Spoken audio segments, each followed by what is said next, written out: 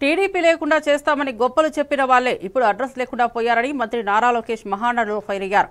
ఎలాంటి తప్పు చేయనందున చంద్రబాబును జైల్లో పెట్టిన వైసీపీ ప్రభుత్వంపై ఆయన తీవ్రంగా విరుచుకుపడ్డారు. జైల్లో పెట్టిన ఆ నాయకునే ప్రజలు తిరిగి సీఎం ప్యాలెస్ కు పంపారని తెలిపారు.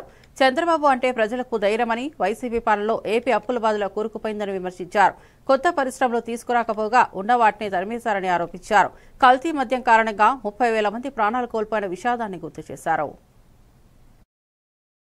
కార్యాలయానికి టూలెట్ బోటు పెట్టుకుని పారిపోయే పరిస్థితి, పార్టీ లేకుండా చేస్తా అన్నారు, అడ్రస్ లేకుండా పోయే పరిస్థితి, వై నాట్ 175 అన్నారు, ప్రజలు ప్రతిపక్ష హోదా కూడా ఇవ్వని పరిస్థితి, మన బొమ్మలు పెట్టి బాక్సింగ్ చేశారు, ప్రజలే ఇప్పుడు ఫుట్బాల్ ఆడుకునే పరిస్థితి.